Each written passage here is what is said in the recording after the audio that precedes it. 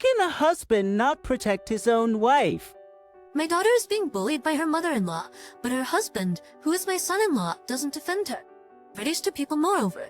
Finley, this is part of her training as a daughter-in-law. If you don't like it, you can take her back home. And so, I took my daughter home with me. I'm Finley, and I'm turning 50 this year. I live with my only daughter, Rosalie.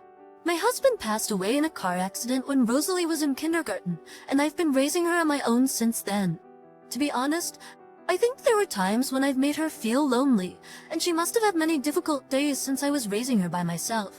Despite all that, my daughter managed to graduate from high school and enroll in university. After graduating from university, she successfully got a job. The company Rosalie works for is a so-called blue-chip company where the family is running a confectionery store, pharmacy, real estate, and other businesses that are considered well-established in the local area. She told me of her boyfriend a year ago, after working at that company for 3 years. He used to be a sales representative for the company, which her company worked with, and he was a polite and reserved young man. I had hoped things would go smoothly for her with him, who kindly watched over my cheerful daughter. "Mom, I'm going to marry Jonathan," she said with a smile exactly 3 months ago. I was overjoyed that my daughter had finally found happiness, and we celebrated in grand style. I also splurged on both their wedding ceremony and their new home. She was initially excited about her marriage, but as time passed, she seemed to lose her enthusiasm and her voice lacked its usual energy, and she stopped contacting me as often. At first, I thought it might be the typical marriage blues, so I waited for her to reach out. She is an adult, and it would be strange for me to meddle, I thought, and patiently waited, trusting her. But that was a mistake. Hey, Rosalie looks really worn out. I don't think it's just marriage blues. Is she okay? It was my friend Alani who lived near Rosalie's house who pointed it out. He's for passing on. What do you mean? Well, her complexion is terrible. I asked her if she was pregnant, but she said that she wasn't. She looked incredibly sad. Haven't you heard anything? Eleni's tone was a bit accusatory, as if she was blaming me for not knowing anything about it. I hadn't heard but you. I've been harassed for first all lately, I replied. She rarely answers her phone, I replied. I'm reaching out to her again, urged by Alani's firm tone. I called Rosalie once more. "Hello, Rosalie. It's Mom. I was wondering how you're doing." Rosalie picked up the phone but remained silent. "Rosalie, are you there? Are you okay?" I'd desk it. She was sobbing over the phone. I'm not okay. Hearing her say that she's not okay, I regretted not going to her all this time. I have been too busy with work, and I've made her feel lonely many times. But she's concerned about me and always behaved cheerfully. Now my daughter, who's been like this, is crying and saying she is not okay. I tried to keep my emotions in check and hurriedly made my way to Rosalie. "Rosalie, I'm here." Mommy, I'm Muxi. Rosalie, my daughter whom I had not seen for just a few months, had become completely emaciated and battered. What on earth happened? I embraced her and gently patted her back. Rosalie, seeming completely relieved, slowly began to speak, choking back tears. His Jonathan's father and mother bully me. They say I come from a single-parent household, and I'm uncouth, so they say that they are disciplining me. As Rosalie spoke, I saw her hands. Her fingers used to be so beautiful, but now they are all red and chapped.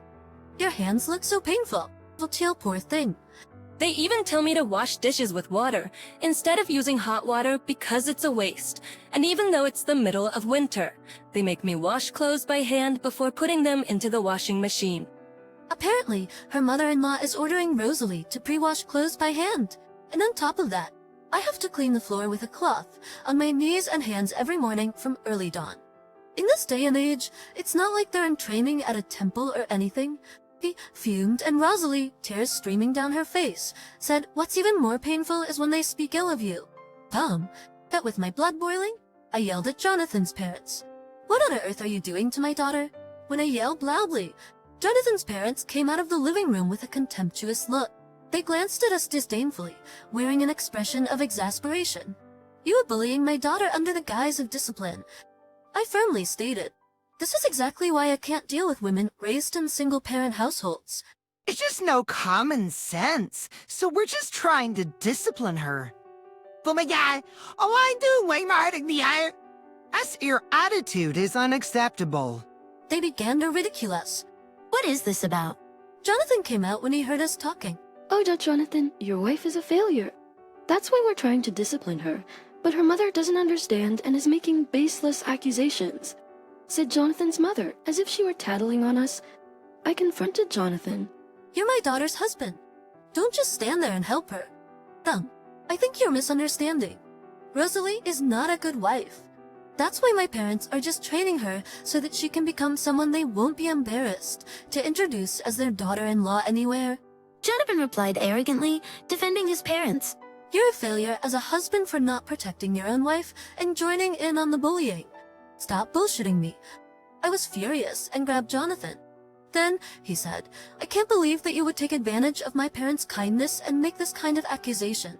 Since we took in your daughter, who is from a single-parent household, you should be grateful. If you have a problem, just take her back with you. Just with those words, he shook off my hands. At that moment, I lost my balance and fell in the foyer. Mom, are you okay? Rosalie rushed to my side. I'm fine. Rosalie, you don't need to stay here any longer. Get a divorce. I urged Rosalie. Okay. Rosalie weakly nodded. As we were about to get out of the house, Jonathan's parents looked at us and grinned. The place you're going back to is probably some rundown apartment. If you ever want to come back, you're welcome, they said. That's right. And but in exchange, you'll need to apologize and beg for forgiveness if you want to enter our house. His parents mocked us one after the other. I turned around and responded without hesitation. You have no clue, don't you? This house doesn't belong to you. What are you talking about? This house is the inheritance Rosalie received from her grandfather, right? What belongs to my wife belongs to me, since I'm her husband. Jonathan insisted, refusing to listen to our side of the story. Actually, inherited assets don't become the property of the spouse. Actually, inherited assets don't become the property of the spouse. It's established by law. I said, taking out a piece of paper from my bag and showing it to Jonathan and his parents. It was a copy of the registration certificate for the property where Rosalie, her husband, and his parents currently reside. The document confirmed that the owner of both the land and the house was me. I am the one who inherited this house after Rosalie's grandfather. My father, who used to own this house, passed away. Rosalie actually didn't inherit for it. Besides, but Chiraji. Isak, I've been paying the property taxes every year for Sharia Lancrest Act. Jonathan and his parents still couldn't grasp the situation and looked baffled. I explained matter-of-factly that I had given her the right to live in the house, which she doesn't have to pay tax or the rent for, as a wedding gift. We haven't heard anything like that. What's going on? Anything? She is probably just bluffing. Neither he nor his parents believed what I was saying. Listen, I've already told you, but you have no right to live here. If you understand, leave. That's none of our business. We're not coming to leave. Fine then. I'll take legal actions, so be prepared. But with that, I left the house with Rosalie. When we walked out the front door, neighbors who had heard our loud voices gathered and were whispering to each other. Among them was my friend Alani. Are you okay? I'm sorry. We caused a scene. Alani looked concerned. I'll explain everything later, I said, holding Rosalie close, and we left the house. After that, Jonathan and his family tried to continue living in the house, but all the interactions at the front door that day had been overheard by the neighbors. Apparently, the neighbors had already found it odd that Rosalie had been looking increasingly worn out after she got married. Jonathan and his family had made fun of my daughter, who was the beloved granddaughter of my father. They had bullied her and kicked her out of the house, and they even tried to take over the house I owned. The neighbor found out all of this. Jonathan and his family were hated as a family of assholes and were ostracized by the neighbors. Since they lived in a countryside, word spread quickly. It didn't take long for me to hear the news about Jonathan and his family from Alani, that their bad reputation spread quickly, and they were ignored by people. And when they tried to put their garbage out, people said, please don't dispose of trash here if you are not residents. So they were unable to throw away their trash. Apparently, they ran away in the middle of the night recently. Alani told me with a laugh. It hasn't even been a month since Rosalie moved out, but I received a barrage of calls from Rosalie's husband, Jonathan, on my phone. Because of you guys, we're being harassed and had to move. Will you apologize right now? He demanded. I've no idea what you're talking about. After you apologize to us, go and clear up the misunderstanding in the neighborhood. He still seems to think that they were not at fault. I was exasperated and hung up on him. A week has passed since the phone call. Jonathan and his family must have found out my address somehow, and they suddenly showed up at my place. They arrived at my place, but they were standing there in shock.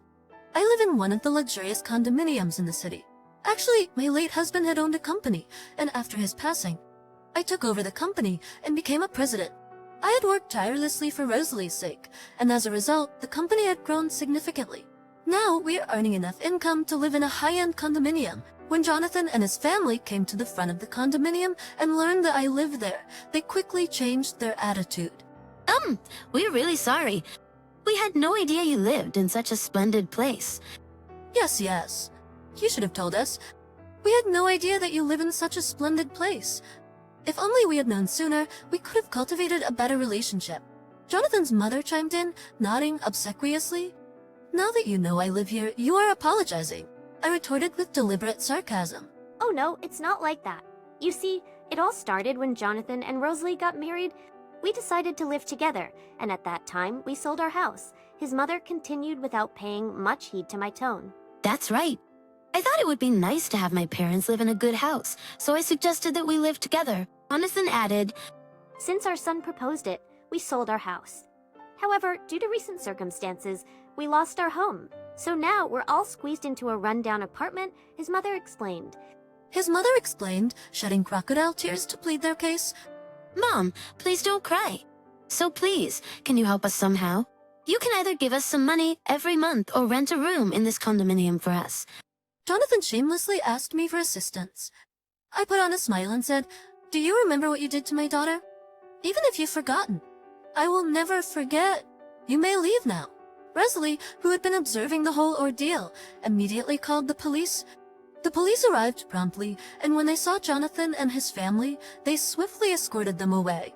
In fact, after Rosalie got divorced, I had consulted the police several times and told them that my daughter's ex-husband had been stalking and harassing us, hoping for a reconciliation. Even after this incident, Jonathan and his family attempted to visit the condominium on several occasions, and the concierge took care of them. Since then, Jonathan and his family have been living in a cheap 2-bedroom rundown apartment, struggling to make ends meet. They used the money they got from selling their house to buy new furniture and other things when they moved out, and they only have little money left. Yet, his parents, used to a luxurious lifestyle, couldn't lower their standard of living, and they've been spending money recklessly.